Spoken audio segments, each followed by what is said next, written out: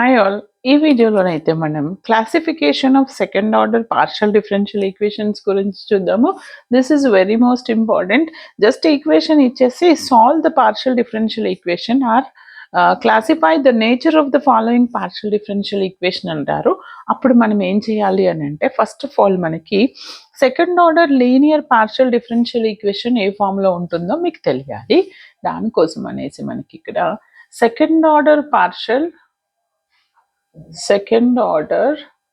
Partial linear differential equation, నేను పూర్తిగా రాయట్లేదు, check చేసుకోండి.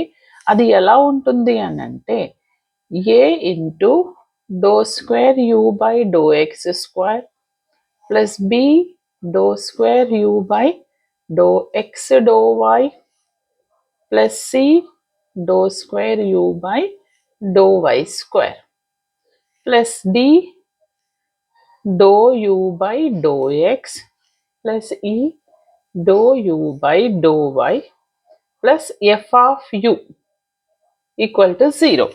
ఇది మనకి second order linear partial differential equation. ఇప్పుడు నేను ఈ ఈక్వేషన్లో ఏబిసిడిఈ అనేవి మనకి కాన్స్టెంట్ ఫంక్షన్స్ ఆఫ్ ఎక్స్ ఏమంటున్నాను, a b c d e are constant functions of x and y అండి.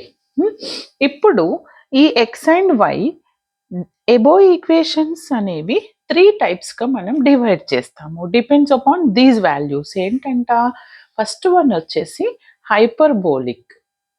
ఫస్ట్ వన్ ఏంటిది, hyperbolic.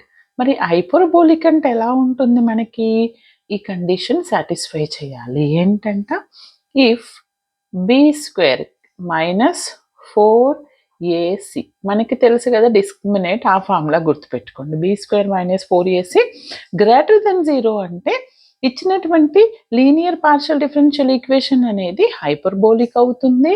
And second one parabolic. ఎప్పుడు పారాబోలిక్ అవుతుంది, మరి పారాబోలిక్ అంటే ఏంటిదనంటే, హైపర్బోలిక్ చూసాం కదా, పారాబోలిక్ అంటే same like if b square minus 4ac is equal to 0 అయితే పారాబోలిక్ అంటాం.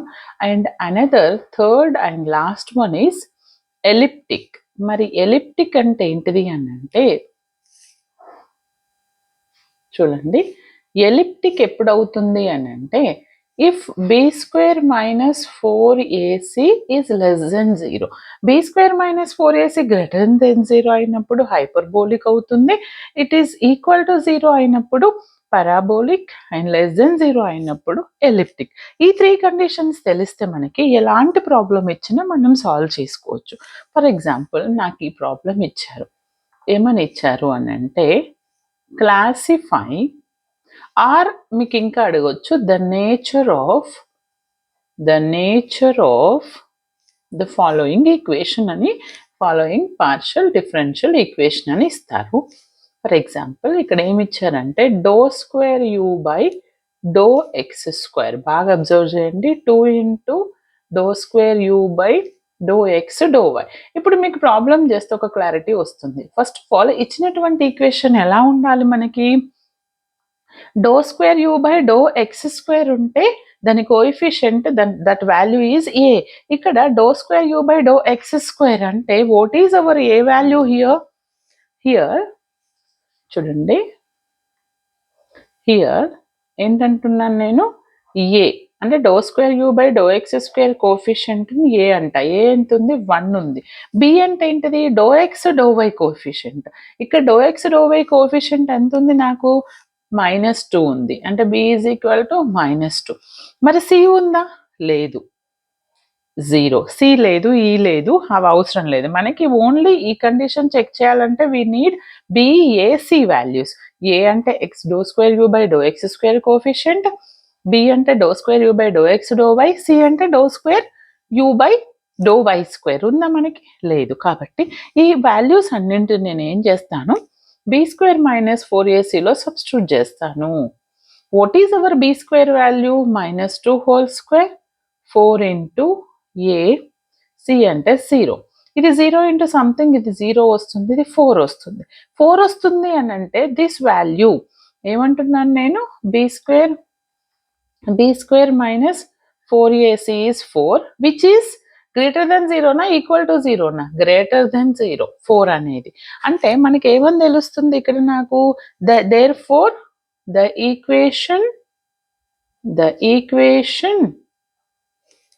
Is hyperbolic. ఓకే, అర్థమైంది కదా. ఇప్పుడు దీని మీద మనం ఇంకొక 2-3 ప్రాబ్లమ్స్ సాల్వ్ చేద్దాం. చూడండి అమ్మా, ఈ ప్రాబ్లం తీసుకొని మనకి సాల్వ్ ఆర్ ఏమని ఇచ్చారు, nature of the following partial differential equation అన్నారు. మనకి తెలుసు ∂2u/∂x² టర్మ్ ఈజ్ వాట్, ఏ. దీని కోఎఫిషియంట్ ఎంత ఉంది, a = 1. ∂x/∂y the b, that is what, b is equal to 2. and ∂2u/∂y² అంటే ఏంటిది మనకి c. Now I got all the values. Just check b square minus 4ac. b square is 2 square minus 4ac అంటే ఎంత వస్తుంది నాకు, this is 4, this is 16. 4 minus 16 అంటే ఎంత వస్తుంది, -12. ఈ -12 అనేది మనకి ఏంటిది, లెస్ దెన్ 0 అవుతుంది. అంటే b square minus 4ac which is less than 0. నేను ఆల్రెడీ మీకు ఇక్కడ చెప్పాను, if it is less than 0, just second, less than 0 అయితే ఏమని చెప్పాను నేను ఇక్కడ, దిస్ ఈజ్ ఎలిప్టిక్. ఏమంటున్నాను నేను, ఎలిప్టిక్.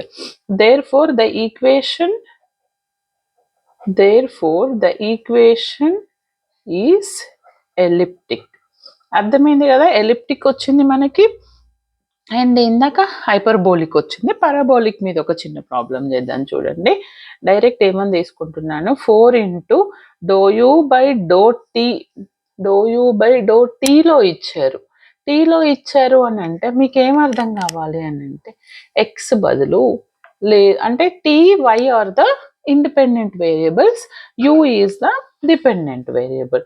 -2 × ∂2u/∂y². మనకి ఏ అంటే ∂2u/∂t² అలా ఉండాలి, రైట్. అంటే ఏ అనేది 0 ఉంది, బి ఉందా మనకి, ∂2u/∂x/∂y ఉండాలి, లేదు.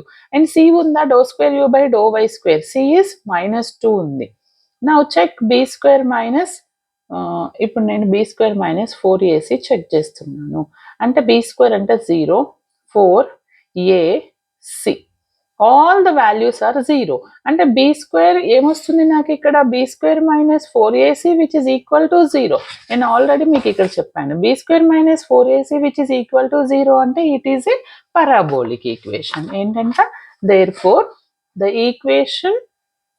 Equation is parabolic. ఓకే, అర్థమైంది కదా. ఈ విధంగా మనకి second order partial differential equation ఇచ్చినప్పుడు డిపెండ్స్ అపాన్ దీస్ 3 వాల్యూస్, మనకి ఇవి తెలిసి ఉండాలి, ABCDEని. తర్వాత వీటిని బేస్ చేసుకొని వీటిని 3 టైప్స్గా డివైడ్ చేస్తాము, హైపర్బోలిక్, పారాబోలిక్, ఎలిప్టిక్. ఓకే, ఈ విధంగా మీరు ఫాలో చేయాల్సి ఉంటుంది. దీని మీద మీకు కంపల్సరీ M3 వాళ్ళకైతే ఒక క్వశ్చన్ వస్తుంది.